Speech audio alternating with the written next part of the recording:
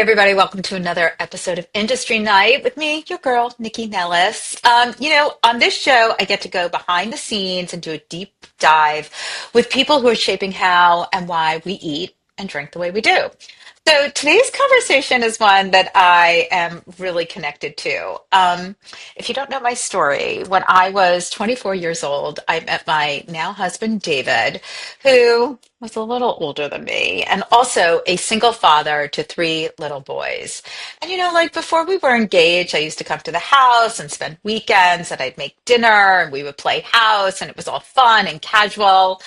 But then I moved out of DC and into the suburbs and into this house. And suddenly it wasn't just weekend cooking anymore. It was a lot of cooking, a lot of nights. And I would work all day and come home. And then it was, what's for dinner? And honestly, at the time, I remember thinking somebody needs to write a book called Fuck What's for Dinner. But of course, like all things, eventually I figured it out because I love to cook, but I did not know how to plan, how to shop smarter, and how to take that panic out of cooking when everybody had so many activities and things to do. And as many of you may know, we then added two more to the mix. So this brings me to today's guest because what I love about Chef David Nayfeld's cookbook, Dad, What's for Dinner, is that it takes that panic and reframes it through a chef's lens, which somehow makes it much more approachable. So his book, uh, Dad, What's for Dinner? It's not a precious chef cookbook. Not that there's anything wrong with that. I love those too. But it's really about feeding your family without losing your mind. And what I also love is that it's also about cooking with your kids, not just for them, which honestly is something I wish I had been more intentional about when all my kids were young. The book is brilliantly organized with real life parenting situations like meltdowns, weeknight meals, projects, celebrations. And it really does recognize that dinner is never just dinner. And I feel like Chef David is uniquely positioned to tell that story. So if you haven't heard of him, I don't know why, because he trained in some of the most celebrated kitchens in the world, including Aqua and 11 Madison Park, before returning home to his San Francisco, where he has built back home hospitality. His restaurant group includes Che Fico and Bubbelah, which I know I'm saying correctly. And then, Chef, I'm going to ask you to pop in here. Pronounce via Via Aurelia. Aurelia, okay? It is his return to fine dining and Tuscan-inspired cooking. So, along the way, he's been nominated for James Beard as a semi-finalist for Outstanding Chef. He is completely recognized for his pandemic relief work through Family Meal, and he is one of the most respected voices today in hospitality. But today's conversation isn't just about restaurants. It's about fatherhood. It's about feeding people. It's about leadership. And it's about what happens when one of the country's most accomplished chefs goes home and still hears the same question every parent hears. What's for dinner? So, David, welcome to Industry Night. Thank you so much for having me, Nikki.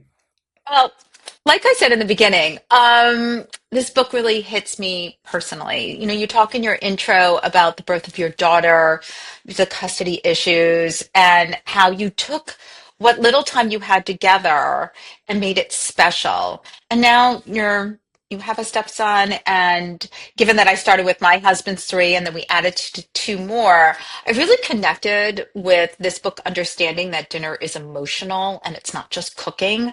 So I'd love to kind of start there. Was there an emotional reality for you when it came to doing this cookbook?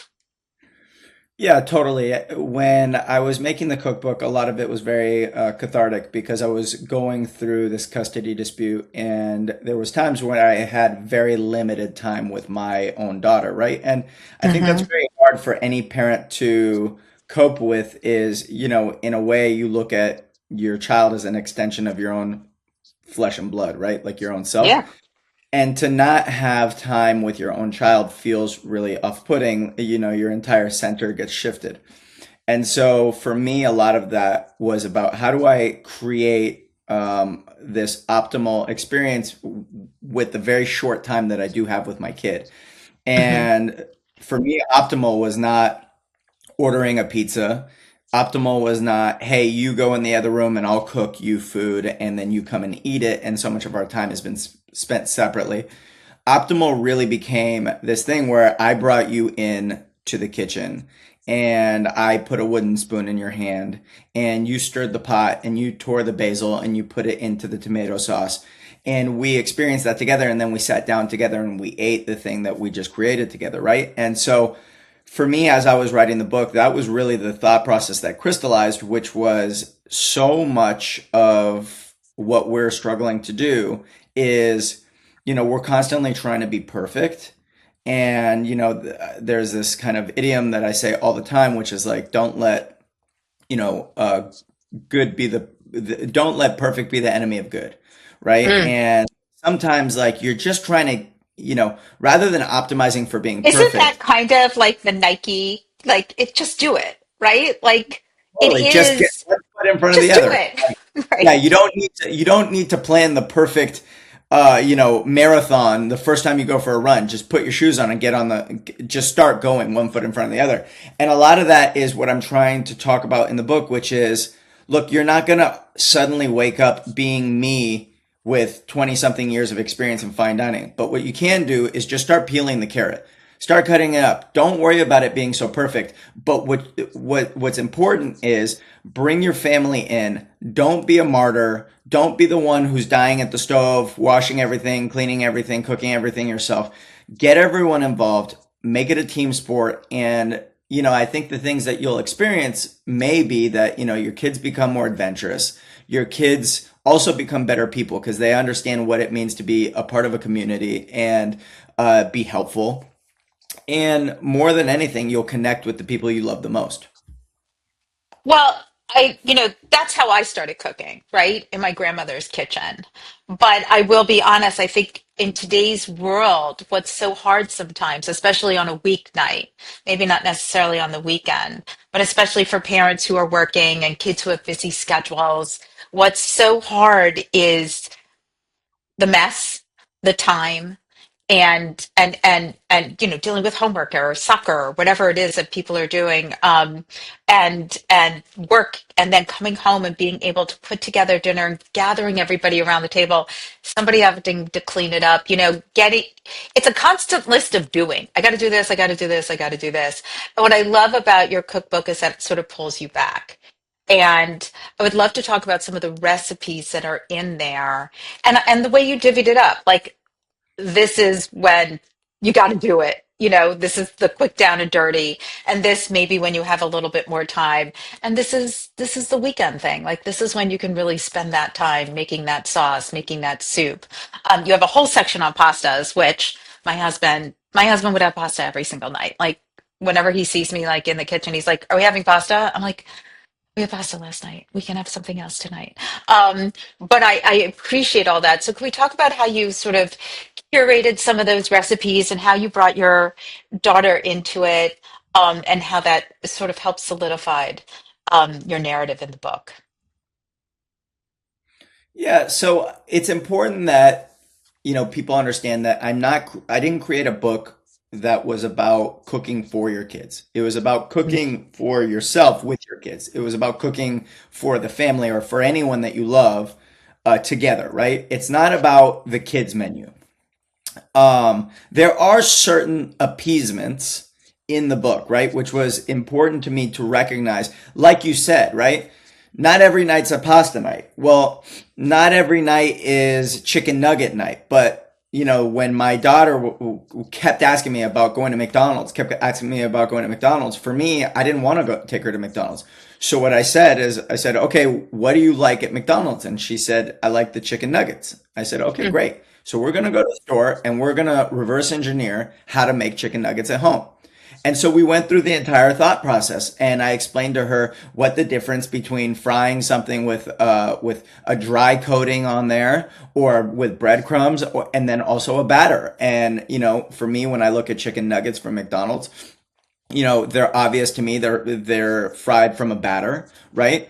And so we started there, right? Okay, what goes in our batter? And talked about it like a science experiment. And then my kind of naturalism as a chef started to come into play, right? Like I want to buy only the best, you know, products, right? Like chicken that's natural, without hormones and without antibiotics. That's not so important to my daughter right now at 7 years old, and it certainly wasn't important to her at 4 years old, right? For her, Right. she wanted the final product of this delicious, crispy, fried, sumptuous chicken that she could dip in mounds of ketchup, right? So, you know, the things that were important to me were getting met. Like, hey, I know that my kid is getting chicken that from a place that I trust, and that we're putting ingredients together that I think are a better quality for you. We're frying it in chicken fat and getting the most optimal chicken flavor you could ever have, but also not getting trans fats and not getting overly processed oils in there. Once again, not important to my daughter, but it was important to me, right? At the end of the day, what she got was she got a product that she recognized as being chicken nuggets, and she was really, really excited about that. What I got was I got to feel good about A, doing something alongside my daughter, and B, giving her something that I view as better for you. Now, are chicken nuggets in any realm health food? Of course not, because I No. fried them in chicken fat. They weren't healthy or whatever you want to call it, right? They still had high degrees of saturated fat. They were still, kind of loaded with, batter and carbs, and she's Okay, dunking but them they in. weren't McDonald's chicken nuggets, right? Right. And so I did them within my own ethos, right? Hmm. So still, like, when I look at the book, I look at the book as going back to like how I came up with all of these, recipes together. I look at it as any parent should look at, the way you feed your kid and the way you feed yourself, which is balance, right? Not Hmm. every day is going to be, a splurge, but also not every day needs to be, last night for dinner we had, she had a grilled pork chop with spaghetti squash and spring vegetables. I had salmon and the same sides, right? She loved it. She thought it was incredible. That's not going to be every single night. Sometimes she just wants, what she wants. Sometimes she wants pizza from Che Fico Pizzeria. And so as long as you feel good about the process, as long as you feel good about what you're giving your kid, I Hmm. think that's what kind of goes into like a balanced, approach. And so the way the cookbook is written is I really try to put things that I think are going to have the most bang for your buck and the highest level of success, right? And so when we think about things like, for me, one of the best vehicles ever created is soup, right? Soup, you can get so many incredible ingredients into a little bowl, right? And if you cut them a certain way and if you season the soup a certain way, your kid is just going to, eat it all up without this kind of hesitation of, uh, you know, kind of, I don't want like this texture, I don't like that flavor, it all kind of melts together. And so I love Hmm. soups for that reason, and that's why there are quite a few soups in the book. One thing that I note in the book is if I could get your kid to eat salad, I'd be a very rich person, and this wouldn't be an issue. I still have not figured out how to make kids universally love salad, but I think that there's some approaches that really work well that I talk about in the book, right? And other things are just like things that I think are fun and sometimes you go out for, right? Like making pizza at home is a really, really fun thing. I try to keep everything in a 1 day span, right? Like, so even when we make bread, focaccia bread, it was Hmm. important not to do something that you needed to spend multiple days to do, right? So the focaccia can be done all within 1 day. The pizza dough can be done all within 1 day. The way I approach the pizza is I know that not everyone's going to go out and buy special equipment like a pizza stone or a pizza peel. So to me, I wanted to make the pizza on a sheet tray, right? I think that most people have a baking tray in their house, and so they can just kind of mold it on there. Plus, it takes away the fear of having to form the perfect pizza. Really, what it is you just kind of like flatten it out, and it's awesome. Sheet tray pizza is really, really delicious, and it delivers the same excitement and joy that any other pizza night does, right? And the fact that you get to top it any way you want, right? Kids love the idea of customization, right? They love the idea of control, to have Hmm. some level of control over their life, right? Because if you're doing it right, your kid usually does not have a ton of control. And Right. so for them to be able to exercise some levels of choice and control at any age, 2, 3, 4, 5, 6, 7, and beyond, I think Mm. it's really, really fun for them. And so that's how the book came together. And then I tried to pepper in some things that I just think are like things that you are going to have in your back pocket. Every parent should be able to bake something for the bake sale, right? And whether that's, really good chocolate chip cookies, whether that's cupcakes, whether that's a chocolate cake, whatever it is, but you should be able to bake something. So you should have that bulletproof recipe in your back pocket. The pancake, you should be able to make a pancake at home. Chicken soup. A few things that I think are just like jazz standards that every parent needs to have. Yeah, I think you really took the fear out of it for a lot of people because I think insisting that you don't have to be perfect is so important. When I think about my early days and I was cooking, I thought I had to be perfect. I didn't buy salad dressings. I made everything from scratch. I made my own marshmallows. Like I did all that kind of stuff. And now, I mean, I feel bad for the younger kids, my older kids, because I got a lot less anal about it. I was like, I'd rather have this time. We don't need to make the marshmallows, There's really good marshmallows that we can buy now. I mean, so I think you took a lot of the fear out of it and said make it easy and still make it delicious. And that really spoke to me. But you know what? I'd like to go back a little further because you have all these accolades. You've been in all these Michelin-starred kitchens. You have this great cookbook, but what pulled you into food first emotionally? I mean, was it a big part of your childhood growing up? I think what pulled me into food was the fact that I did not relate at a young age to the food that was in my house. Oh, So I okay. was the first person in my family to be born in the United States. And so my brother, my Where was mom, everybody from? Where were your they parents came from? from the former USSR in Belarus. Okay. So they came as Jewish refugees. They had to travel through Rome and stay in Rome while they were waiting for their refugee status and Mm. then come to the United States. And so for me, when I was growing up, I was definitely a picky eater, and there were certain things I really just, frankly, to this day, don't love. Right? Like I really don't love a salad that has like a heavy mayonnaise component. It's just not something that's for me. And there's just certain smells that I didn't really like. And growing up in my house, right, like you saw things and things were on the stove, and you were just kind of like, I don't But want so that. was it more traditional Russian cuisine? Like, are we talking like borsches and like heavy, like Yeah, goulashes, borscht, things like that? borscht, salat olivier, which is like a mayonnaise laden like chopped salad with like hot dogs and potato salad and stuff like that. Galupsi, which are like, stuffed cabbage, right? Right. These are all things that, by the way, I've developed a taste for later, especially when done well. Mm. But there were just things as a kid I didn't love, right? The smell of cooked cabbage was just not my favorite thing, right? Mhm. A lot of pickled food, a lot of smoked fish, that kind of stuff, right? Pickled herring, right? Like things that I was just like, ugh. And then also you go to school and you don't see your friends eating that. And I grew up with a lot of Mexican kids, a lot of Asian kids, and I really liked what they had to eat more, right? Like Mm.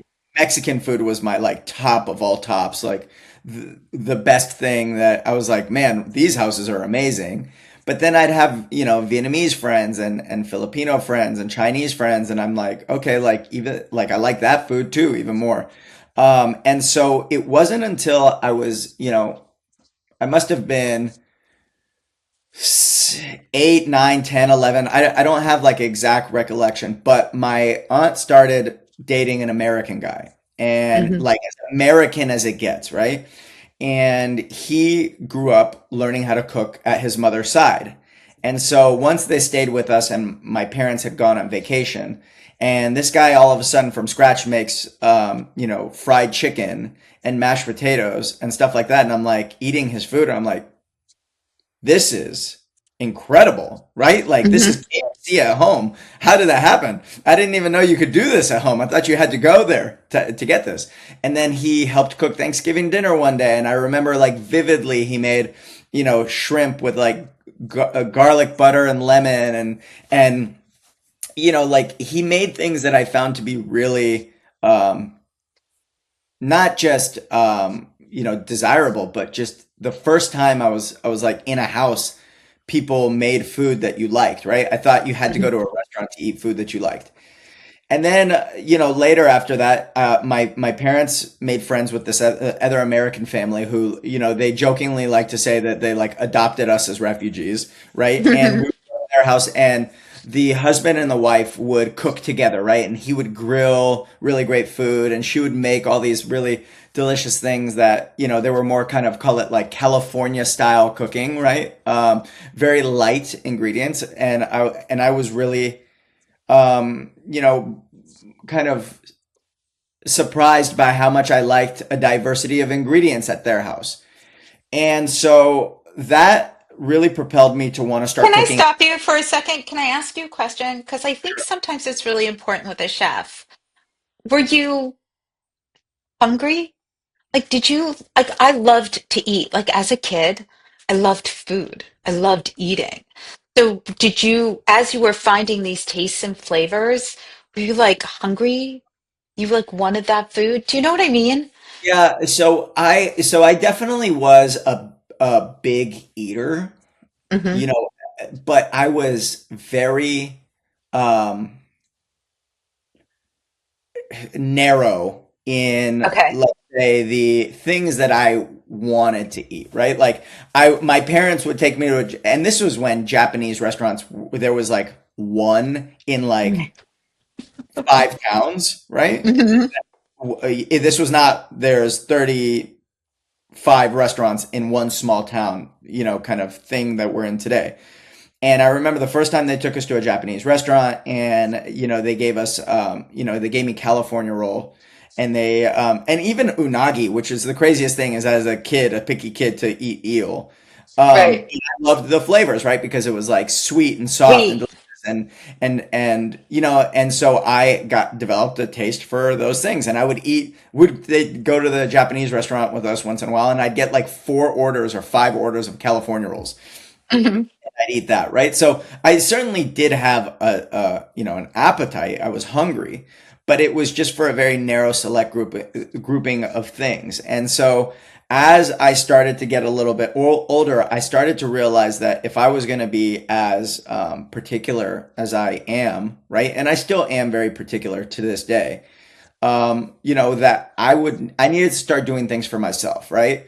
And that was the rule in my house, right? Like if you don't like the way something has been done in your room, then the room is yours. You need to wash and fold your own laundry. You need to make your bed. You need to make sure it's clean, and then we won't come in your room. And I was like really, really particular. I didn't like people in my room. I didn't like people moving my things. So I made sure that my things were clean. And, in terms of food, I had this thing about people touching my food, which is like very interesting, right? Like, I had this thing, if someone like touched something on my plate, I wouldn't eat it.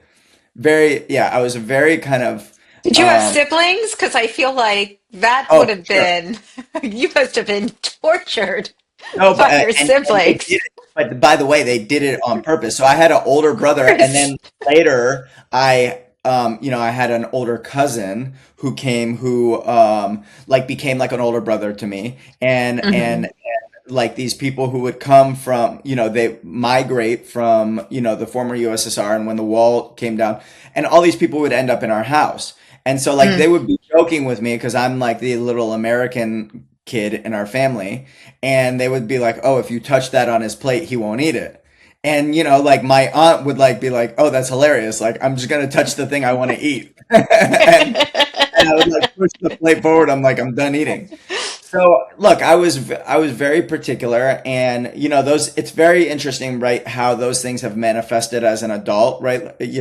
Some of these things, that these quirks as a kid that you have, my ADHD, all of that stuff, the way it's manifested as an adult in my professional life, because I found a field that it works within, my being fastidious, being very particular, being hyper specific about what I want and how I want it. All of that stuff has worked well as becoming a chef, which is interesting. So, well, no, it applies. I mean, listen, people who are you see the whole spectrum of people who wind up being chefs for a variety of reasons. I'm curious though, so what was that last bit of inspiration that took you to the CIA to be a chef? You know, that's a good question. Um, because someone almost actually derailed culinary school for me. I Okay. was in high school and I had already been cooking. I got my first job when I was 13 and I was already cooking and it came very natural to me. I would go home and I'd cook. I had a girlfriend at the time and her parents really were amused that I loved to cook. So they would like just take me shopping and be like, "Buy whatever you want. Come cook dinner for us." Which Oh my was like God. really great. They were like super nurturing of that kind of you know, intuition that I had. And then one time I needed to leave football practice to go tour a culinary school in high school. And my football coach said to me in a very Mm. condescending way, like, "Oh, culinary school. Yeah, that's a good idea for you. I'm glad to hear you're not going to try and go to college." And he almost like single-handedly ruined the whole thing for me because I'm Wow. a very spiteful person by nature. Mhm. It's 100%, I'm petty as all get out. And to me, I'm like, oh, really? Like you've just inspired me to want to go to 8 years of school and get my doctorate degree. But I'm really So, lucky that like, David, I will tell you what I call it because I have something similar, but I don't call it petty. I have self-diagnosed oppositional authority disorder. So that's my deal, and that's how I respond to things. So, what makes me angry about that coach, while it inspired you, is that I didn't go to the CIA until, well, long after I started my own business in this hospitality adjacent industry. And when I went there on a media trip and I spent a weekend there and I got to take some courses and do things, I was like, oh, this is where I should have gone to college. Like I walked on campus, I was like, I didn't even know this was an opportunity for me. So I saw exactly what I missed by not going there, which I thought was yeah. really crazy because it's like Hogwarts. It's unbelievable. It totally is like Hogwarts. That's so funny. Well, and so, the thing is, that almost ruined it for me. And then, so the rest of the Sure. year went by, and I was very lucky that I had a lot of uh, positive reinforcement around the cooking. I cooked at Mm, home all the time. Everybody would always talk. I remember having friends over from football, like it was the end of the season, and I like grilled burgers for everyone. And it's like you do whatever little thing you can to kind of spice up the burgers and make them, and people were like, "Oh my God, like you made this?" And so those little bits of feedback were really drew me to it because I thrive on on positive feedback. I think a lot of chefs do, especially hmm instant feedback, right? I've done this thing. 30 minutes later, you're gonna tell me that I'm a good boy, right? That great job, you've succeeded, and you're like, oh, okay, that's great. I love that because for my entire life, I didn't get that, especially not in school or doing a lot of things, right? And so, similar to what you're talking about, when I got to the CIA, I remember getting there and being like, oh wow, this is the college experience that all of my friends are experiencing right now, the ones who went to quote unquote real college. hmm And every other place that I had seen before that was like in a strip mall, like culinary schools and stuff like that. Sure. And I was like, you mean to tell me I can have this feeling of, call it like professionalism to what I'm approaching? And I just, I was like so sold on the idea. And God bless my mom, right? Like think about, I mean, you got to think about parents, right? Like not only is your kid telling you, "Hey, I'm not going to go to a 4-year college and I'm not going to hmm go to community college," but I'm also going to go across the country and I'm going to go to this culinary school, which is so much more challenging than just going to the, San Francisco Culinary School, which is right there, because I'm catching a vibe, Right. right? And that's why Well, I just, plus your parents were immigrants, and I'm sure that was very hard for them because they moved here because they needed to get out of Russia and wanting more for their American son. I'm sure they're very proud now, but I'm sure then that that was hard. You hear that? I mean, my dad was the first one to go to college. He went to, medical school. I mean, he's a doctor. Like that, those were the things put on him. Um, that he did because of the expectations that were there, yeah. as being an immigrant child. I will say though that my parents knew who their son was. Mm, And that there's two things there. Number one is, um, going back to if I decide something or if I decide not to do something, then it is going to take a act of God to get me to go the opposite direction.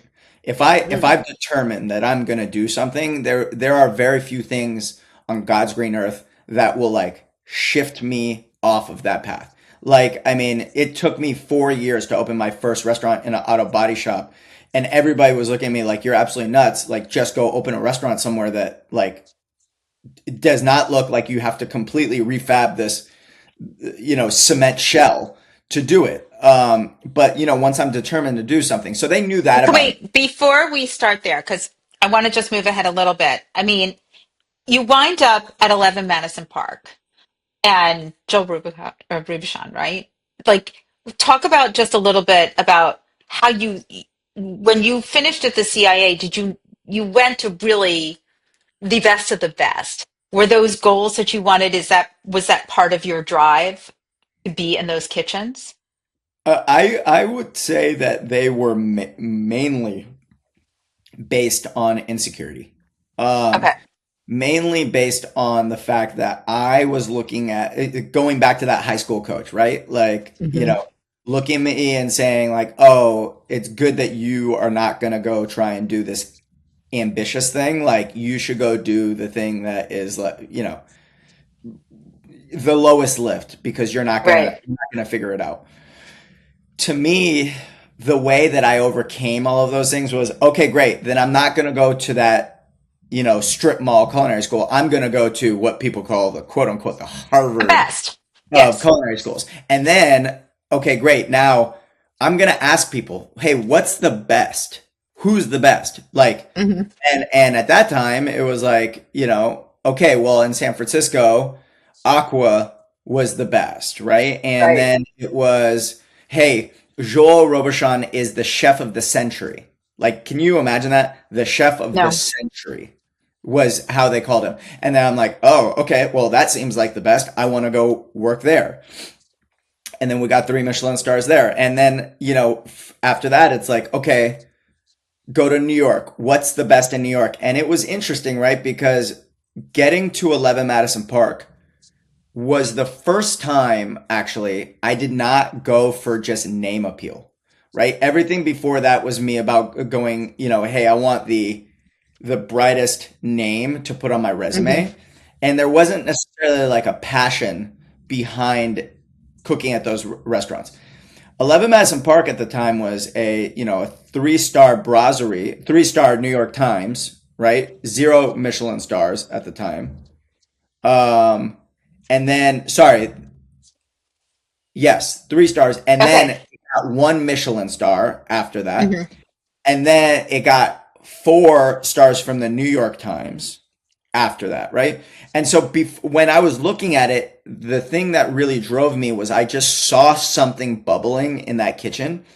It was an intensity and a passion. And then when I looked at the food was so incredibly plated, Hmm. It was more beautiful. beautifully plated than any other food that I'd seen anywhere else. And then the other thing that really stuck with But me also was delicious, if I may add. you There's plenty of literally you just things are beautifully plated and they, visually you're like, oh, and then you eat it and you're like, oh. So, well, you literally just took the words out of my mouth. The other thing was that, like, the interesting part was it was so beautifully plated, but then the combinations were really magical, right? Like, I mhm, remember having a gingerbread puree, which was mm, like it was made with like celery root, and then we broke up gingerbread cookies that we baked there into it, and then made a puree, and it was a gingerbread puree, and I think we served the gingerbread puree with either I think it was maybe venison or mm, something like that. And then there was another dish with with a beautiful milk-fed pork chop, and it had prunes and plums and onions. It was just each thing that I tasted there, I was just like, something special is happening here. And I'm looking at the intensity that's going on in the kitchen. And I remember staging there, and, there's like 40 people in the kitchen. And the first, I'd been there all day prepping and everything like that, and then, the chefs are like, okay, great. Like we're getting started for service. We're about to get started, right? And the first ticket comes in, and the chef yells out the ticket, and the entire kitchen in absolute stereo unison yells, "We!" like as loud as possible. And it just wow. sent chills running down the back of my neck. And I was like, this to me feels like there's a moment about to happen here. And that was why I ended up taking the job there and being so excited about working there. And I think that was the first time I also felt deeply passionate about everything that was happening within a restaurant. We would have these yearly meetings where we would plan what we would try and achieve for the next year, right? So we talked about like what is a four-star restaurant, then we talked about what does it mean to become the best restaurant in the world. We talked about what does it mean to have the best service in New York, right? Like we talked about all Mhm. of these different things, and then we made them happen. That to me was like something I'd never seen happen before. Participating in the dining room and in the features of service, right, was really incredible. Bringing service into the kitchen and having kitchen tours and having a kitchen cocktail, all of those things were things I had never seen or heard of before. That we were all a part of creating the narrative and creating the ideation. Can I ask you a question? Just, I want to just touch on the intensity, just given the moment that we're in right now in the hospitality industry. There's a lot of talk about the intensity of the kitchen, how it's like a cauldron boiling on the stove in the kitchen and in the front of the house and back of the house when you're in full service and everything is full and you're waiting for the next turnover and all that. How do you look at that experience now?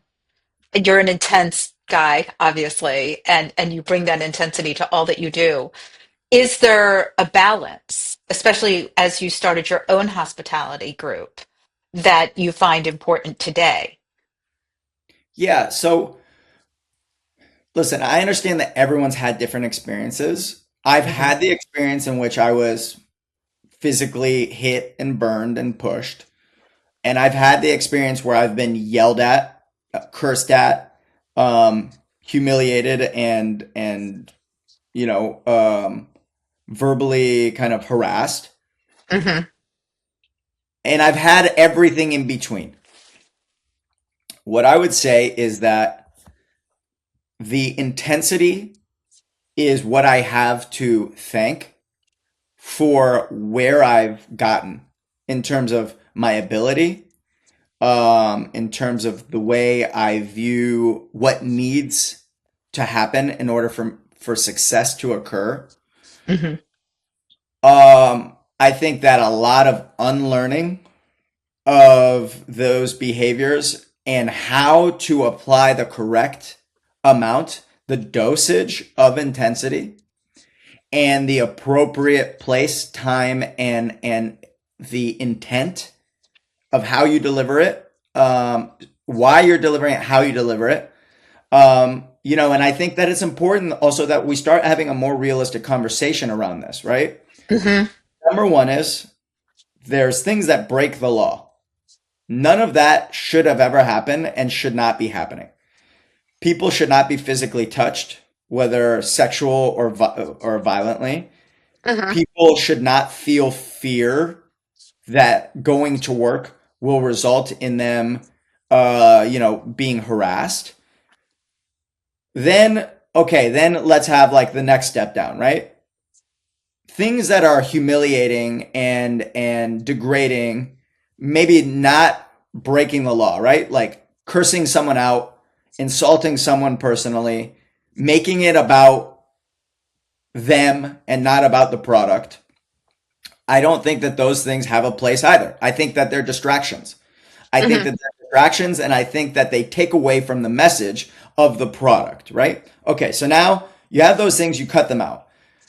Now let's talk about pure intensity. Pure intensity Hmm. in the moment where it's like, hey guys, urgency, urgency, urgency. We do not have time for distraction. We do not have time for the fact that you're telling Sugarcoating. me you've had a bad day the Right. day before and you're bringing that in here or anything like that. Right now, we need to be focused. We need to be disciplined. We need to be pushing hard. We need to get ready for service. We have a lot to do in a very little amount of time. All of that stuff. I think that there is a place for that. And I think it's important for those who want it.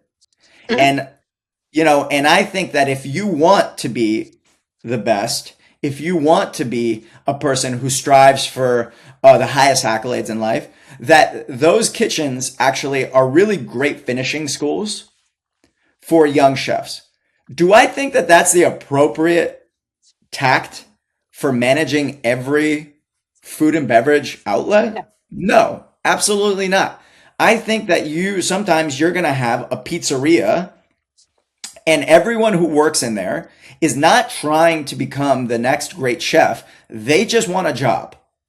Hmm. And there are ways and systems to basically create a way that things get done consistently every time.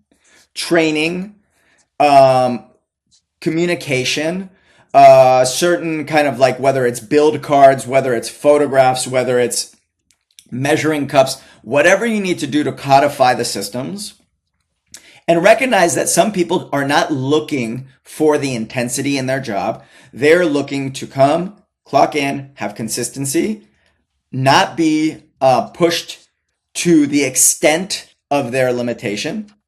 Right. And Which that is means there. okay too.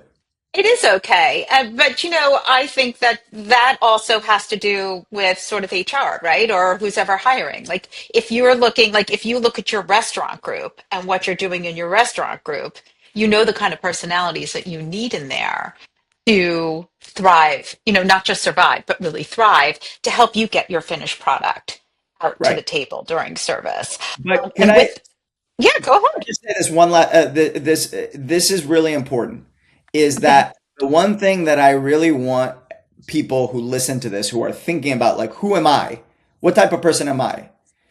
I think people where we've gotten lost in today's world, as you pointed out before, is we've gotten lost in terms of aligning your ambition with what it takes. If your ambition is to say, hey, my ambition is to get 3 Michelin stars or 2 Michelin stars or even a Michelin star, my ambition is to run one of the best restaurants, full service restaurants in the country or in the world or in my city. It is going to take a level of experience and it is going to take a level of determination and grit that only comes from years and many hours spent in an environment where people put the product first. They put it in front of their comfort. They put it in front of their, how tired they are. They put it in front of personal sacrifices, right? Like, hey, do I have an anniversary? Hey, is it Valentine's Day? Hey, is it my best friend's birthday? Is it a bachelor party? All of these different things. These are all things that I do view as being like, the right sacrifices to make if you want to make it far in that part of the career. And the same would go for if you were a doctor, a lawyer, any other kind of very, very ambitious kind of role. So, I mean, agree with you. If you're laying out that this is the goal, then you will bring people along who are on that ride with you. And that's the deal. This is what we're doing. This is what we're going for. You are either joining me with it or not. And there are other opportunities for you if that's the case. Well, we only have so much time, but I do want to touch on the restaurants. And can we just talk a little bit about you sort of went back, you started when you left, let's say 11 Madison Park, and then decided to come back to San Francisco, you were very intent on opening up your own place. It was a garage or something of that nature. And An auto how body did you shop. just, auto body parts, sorry. Talk to me about how you decided to go Italian. I did not know the part of the story that your parents went from Russia to Rome, which I didn't realize. And so, I think that's part of your story that I find so interesting. Also, given the times and how kind of crazy it is, but how how those Jewish influences do sort of weave a bit of a narrative into your restaurants. Yeah. So I'm trying to weave together the line of narrative so you can like kind of see the. So I left 11 Madison Park, Hmm. most incredible experience of my entire career, leaving on a high. I decided that I want to go spend a year in Europe. I hadn't really spent that much time in Europe before, right? Hmm. Especially traveling. I had just left as being, like the senior sous chef at 11 Madison Park. And so I had met all these incredible figures there, like Mauro Colagreco and Gregory Marche and David Touton and all these different people from my time in New York. And so I was able to just pick up the phone or email and get stages and be able to go spend time. So I would get to go spend, 3 months living at Mirazur, staging in their kitchen, you know, Mm. working on one of the stations, right? I would go, bop around Paris working at a chocolatier named Jacques Chenin and learn how to make caramels and chocolates and all of the different beautiful pastries that they made. I'd get to go work in these little bistros, right? Like Akram or Chez Amijan or Frenchy, and then got to go to, Barcelona and hang out with Albert Adria at Tickets and 41 Grades. And then also like go to, Switzerland where Daniel Hume worked at and go see, Philippe Rochat, which later became Benoit Violet. Um, and I got within a year this unique experience of seeing all sorts of gastronomy from three Michelin star temples to Hmm. like a back alley in Paris where the menu was changing twice a day. And everyone ate the same thing because the kitchen was so tiny that you couldn't take a la carte ordering. And I started to think about like what is it that I want to do? And admittedly, I kept thinking, okay, well, fine dining, and I kept coming up with dishes. And the more I looked at those dishes, I started to feel like this thing in the back of my head that was nagging me, which is every single thing you're doing looks like 11 Madison Park.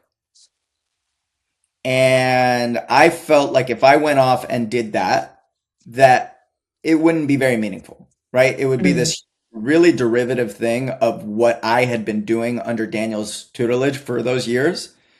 And Hmm. so, like I played a role in creating some of those dishes, right? They were still, I remember Thomas Keller has this famous interview where he talks about like Grant Achatz brought him a dish and said, "Well, if you bring me this dish, I want you to know that now it is a French Laundry dish. It's no longer a Grant Achatz dish; it's a French Laundry dish." And I went through that entire thing, right? And so I didn't feel like I had something so poignant to say in fine dining at that moment. So I started to think to myself, okay, great. Well, then if not this, then what do you really want to do? And And what year is this? What year is it? Like, where are we? Like, 2013. okay. And so 2013, I'm thinking to myself, well, what do you like eating the most? What do you keep coming back to? And for me at that time, it was when I lived in New York, it was I would go to Roberta's every week, Because Franny's, Um, I loved Franny's. Franny's, one of the most incredible restaurants in New York history. As Right. I would go to Motorino for pizza, like all these different things. And then I came to LA. My nephew was being born. I was living there for a little while, and I would find myself going to Bestia all the time. And Mm. so it kept coming back to the same type of food and same type of restaurant. I was like, okay, well, this is obviously calling me. Why am I fighting this? This is obviously the thing I'm the most pulled to. And it was like, once again, it was ego. I was like, okay, or sorry, not, it was ego, but it was also insecurity, right? It was like, I have to do fine dining or that high school football coach will think that he won. And then it was finally allowing myself to be like, dude, what are you talking about? You've done it all. You've won your career. Everyone is so in awe of what you do and all this stuff already. Like the fact that you worked in all these restaurants. Do what you want to do. And I remember finding that space where Che Fico is at right now on Divisadero, and it was the most beautiful vaulted ceilings and the whole thing. And I just remember thinking, this space needs hundreds of people every night, loud voices, two, three deep at the bar, the smell of pizza wafting in the air, like a beautiful salumeria sitting in the middle, glass encased in the middle of the dining room with gorgeous salumi hanging in it, rather than like white tablecloth and all of this stuff, right? And so I remember thinking to myself, like, I can see it. I can see what this space wants to be. And I should give myself over to that feeling and just be true to myself. And so, the Jewish part of the menu, the Cucina Ebraica, really came into play. Mhm. So at that point, I said, okay, I need to spend much more time in Italy. I'd spent some, and I'd made pasta when I Not worked like at that. Crew for Not like Chegalante. that's a terrible thing, spending more time in Italy. No, totally. So Well, and it's so not I a started doing hardship. this thing where I would go. Totally. I started doing this thing during that time where I would go like earn enough money doing private events Hmm. so that I could travel to Italy for 3 months at a time. And so I would go work at a butcher shop in Puglia, or I'd go roll pasta in Emilia Romagna, or I'd go get a pizza certification in Naples and work at a pizzeria, and so on and so forth. And I would just do all of these things for, twice a year for a number of years, right? And so I developed, the kind of menu that I wanted to do. But I remember on one trip to Rome, I was reading in one of the magazines about Rome. It was like, oh, go visit the Jewish ghetto in Rome. Hmm. And I remember having this moment like, what is the Jewish ghetto in Rome? I have no idea about this thing. My parents had to stay in Rome during their time there, but nobody ever really talked about it with me. And I remember getting there and it was like a beeline. I wanted to go see this. And having my eyes open to Cucina Ebraica and to the Jewish culture of Rome and to the Jewish history of Rome and Italy, the greater Italy. And then I just felt inspired. I thought to myself, even me as a Jew, as an Ashkenazi Jew growing up, I have this very limited aperture as to like what I view Jewish cuisine, right? Like latkes, I mean, bagels. as an Ashkenazi Jew, I mean, agreed, the Sephardic side of it, or how Jews eat in Israel, and it's totally not what I know. Do you know what I mean? So it is, we did a tasting tour the first time I went to Rome in the Jewish ghetto. And I just was like, it was mind boggling. I mean, I think I was 16 and I was like, what is happening here? Like it really blew me away. And it's really interesting that it took so long for those narratives to wind up on the plate in this country. Cause I mean, that was, it just, I don't think people really experienced it that.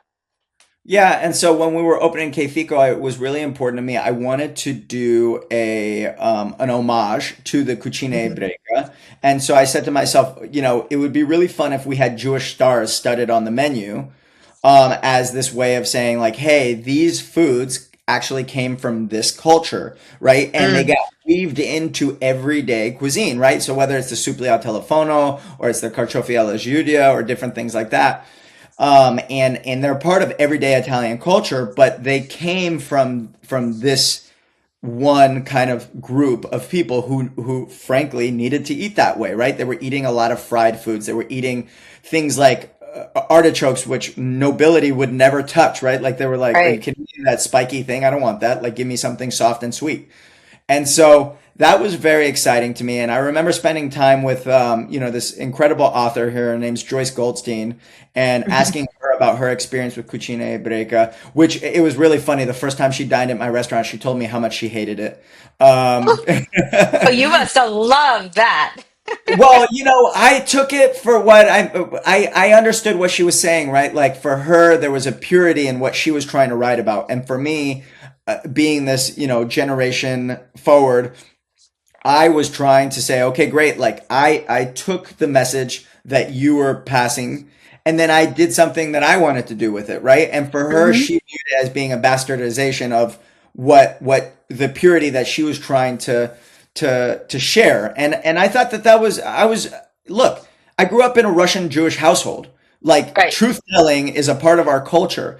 I loved her for telling me she didn't like it.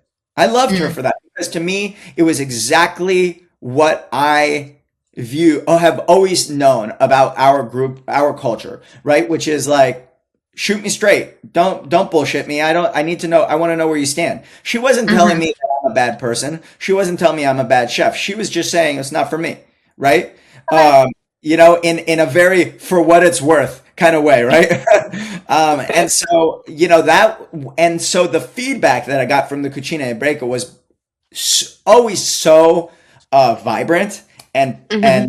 mostly always very positive and very exciting to me. And so that's when I decided like, hey, there's something here to you leaning more in to this thing that's very personal to you, right? The Judaism of it all, right? And for those who may not know, right, like Judaism is actually a very young religion, so to speak, right? Judaism was only kind of called it typecast as a religion by Napoleon almost like 225 years ago, right? Like before that, it was viewed as like an ethnicity, a tribe of faith.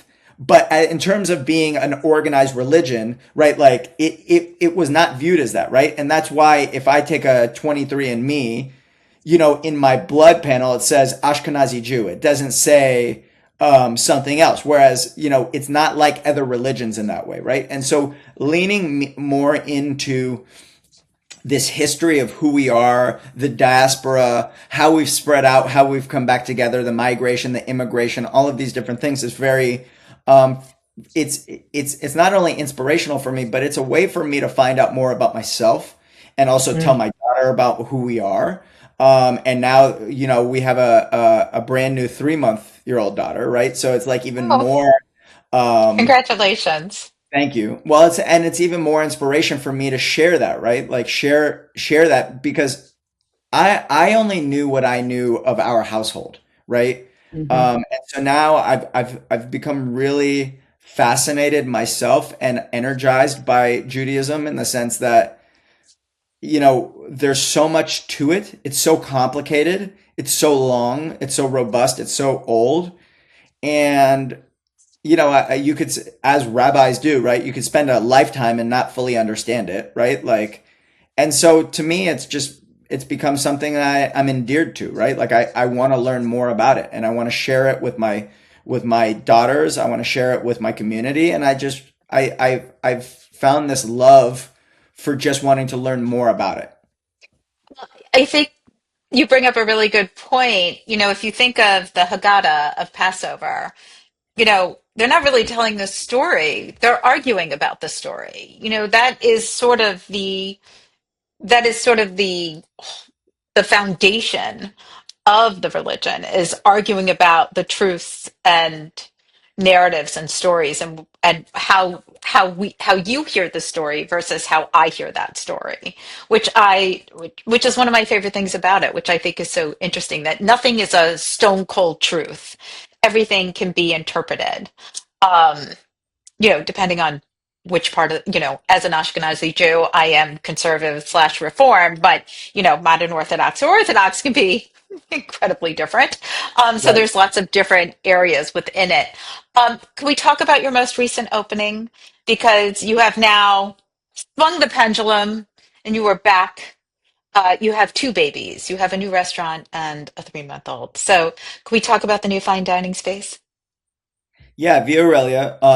It is modern Tuscan, as we're kind of calling it. Which the reason why we did modern Tuscan, right? Like I would love to, and maybe will one day do a kind of traditional Tuscan restaurant, right? But the reason for kind of doing the modern take on it is because what that allows us to say is like, okay, great, to this point, and when I say this point, the present continuously moves, right? It's never Hmm. second I say the present is over and now it's the new present.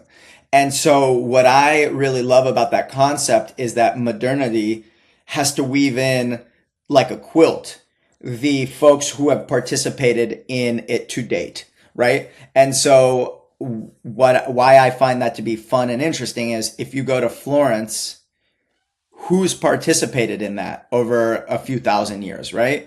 If you Hmm. go throughout the region of Tuscany, right, how has that changed? When was a tomato introduced? What was introduced after that? When was Parmigiano Reggiano introduced? When was Pecorino introduced? What styles of Pecorino?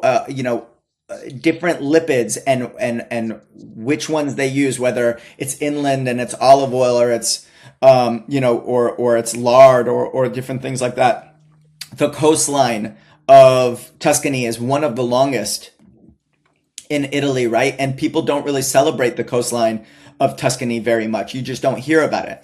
And so it was an opportunity. But the reason why I decided to do that rather than just say, hey, Italian in general, right, was I do like as an artist to create a border, right? Like some sort of a sandbox, because then I think you have limitations and you have to tie it back to a story and a narrative, right? So when my young chefs will present a dish to me, I'll say, okay, well, tell me how it ties back to the story and the narrative of Tuscany, right? Okay, great. Well, this pasta shape was introduced to Tuscany during this time, and this was the story, and these are ingredients that you would likely have within that space, and whether it's the a ragu from the rabbits in the courtyard, and that's how it ties in and it works with this. So that to me is something that I find really, really engaging and fun. And the reason why for fine dining is that, Che Fico has been solidified, I view as like an iconic restaurant in San Francisco. It's very casual. It's very farm to table in that style. And it's also very minimalist in terms of intervention, right? We Hmm. are great we source incredible product and we put it on a plate with as little intervention as possible. The idea of this restaurant is that more that we are the artist and less of it's less about procurement and it's more about how do we take something and turn it into something beautiful. And so that through line works throughout the entire restaurant. Like it's the first restaurant that we've made an investment in art. So we have local artists who work whether it's sculptures and paintings and different things on the walls, whether it's been the plateware that was hand painted by an artist that we've been working with who, since she started working for us as an opening host at Che Fico, there's a ceramicist who did, both light fixtures for us as well as plateware. And so for us, we're participating as one of the artists. And so our goals are to, create this beautiful restaurant in which we are doing something that I think has gone away in the sense that like you don't go to restaurants very often, especially fine dining restaurants, and find both a tasting menu and a la carte menu. That used to be something that was very common. You would see that everywhere. And I think Yeah, because but of post-pandemic, I think that's changed. And the question I was going to ask you is at this time, I mean, I know what's going on here on the East Coast, like in New York and in DC and even in Philadelphia. There's sort of this like moment of fine dining restaurants coming back and in a way, a new and improved fine dining restaurant, if you will. But it is interesting given like what's going on in the world that there's like the last couple of years there was not a lot of fine dining restaurants opening. In fact, there may have been a couple tasting menus restaurants, but it wasn't as it's very different to what's happening today as a national trend, if you will. yeah, but what I'm still seeing though is I still see that the majority of fine dining restaurants that are being open are still very tasting menu centric and they're Mm. small. Now in New York, that may be different, right? Because New York is always going to kind of like it just has Well, higher here density. In DC, all the spaces are large. Like it's all new buildings. There's like one or two that are small, but most of them are large. Listen, Right. I could talk to you for hours because I have so many more questions and we didn't get into all of them, but I know you have a busy schedule and I want to be able to wrap this up. So I want to end on this. I'm going to ask you a couple rapid questions and I would love to hear your answers. I'm going to give you uh, three. Okay. First, most underrated pantry ingredient. Um, I would say cured anchovies, like oil cured anchovies. That's a good one. Yeah, you can put them in anything. Your ideal Sunday supper. Oh, ideal Sunday supper is really simple. It would be like a steak on the grill, like a ribeye steak on the grill, vegetables in the middle of a summer, like, things like Jimmy Nardello peppers and squash and stuff like that, all on the grill. Mhm. And maybe even like a baked sweet potato, just super, super simple. But, I think that really always just makes me feel really good, and I love eating that. Sounds delicious. And last thing, what is the one thing home cooks overcomplicate?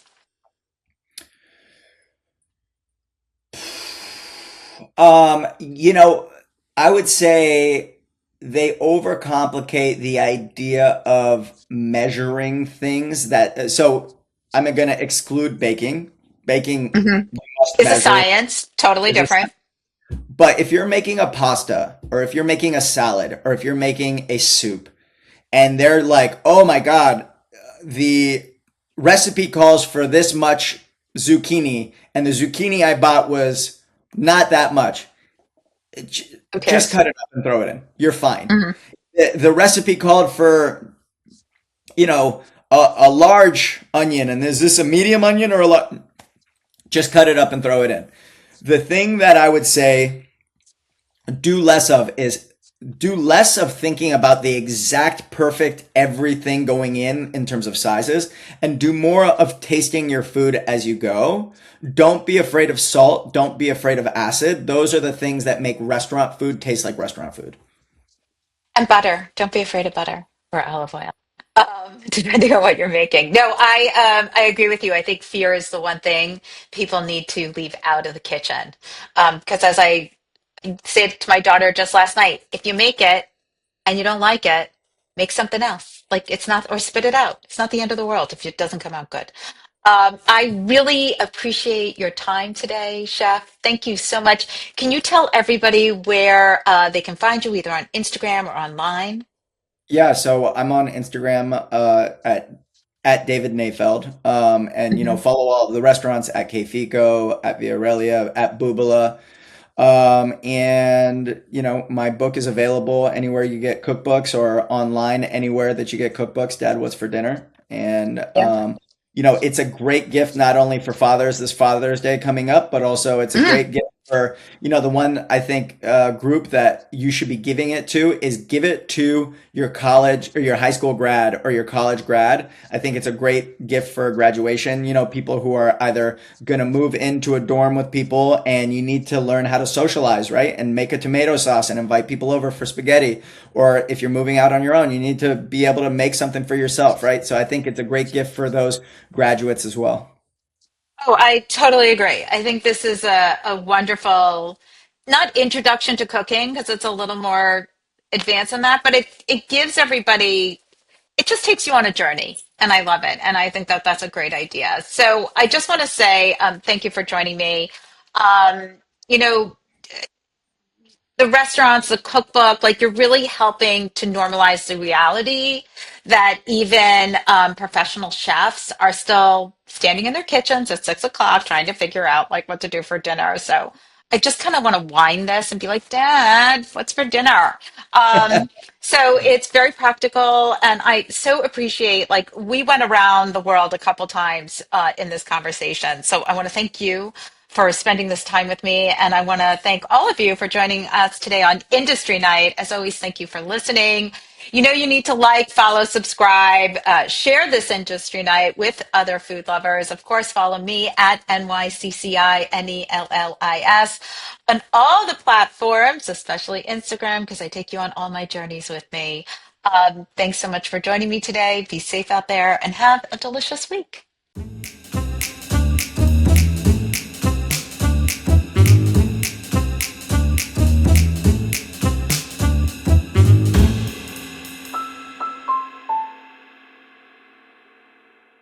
Produced by Heartcast Media.